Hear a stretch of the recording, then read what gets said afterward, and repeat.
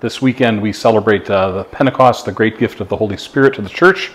After Jesus ascended, he said he would send the advocate to help the early church to go out into the world to proclaim the good news, to share the wonderful gift of salvation. And so this weekend we just pray for a greater openness to the guidance and direction of the Holy Spirit, and to ask the Holy Spirit to help us to uncover and discover those gifts that he has given to each of us for the building up of the church and the spreading of the good news.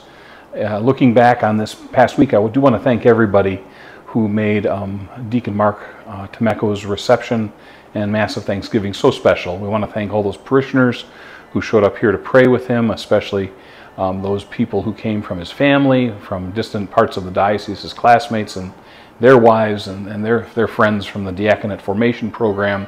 I want to thank those who helped with the reception in the church basement and hospitality here, making everybody feel very welcome.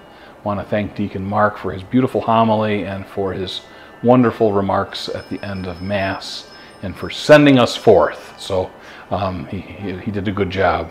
He'll introduce himself a little bit later. I want to remind you that this week, after Pentecost, we do return to ordinary time. So hopefully the priest will remember to wear green on Monday and Tuesday next week. If not, be forgiving. And then this week does mark the end of our school year. We'll celebrate graduation of our 8th graders on Tuesday evening at 7 p.m. We'll have the closing school Mass on Wednesday morning at 9:15, followed by an early dismissal. So, and then school will be done for the summer, and the teachers will pack up, and we just wish everybody a happy, safe, and healthy summer.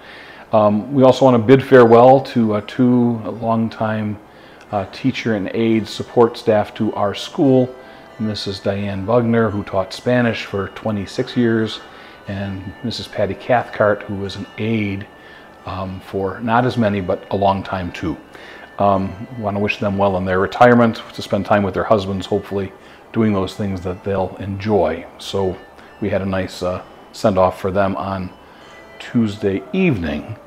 I want to remind you that registration is still open for Camp 412, and that's the week of June 17th.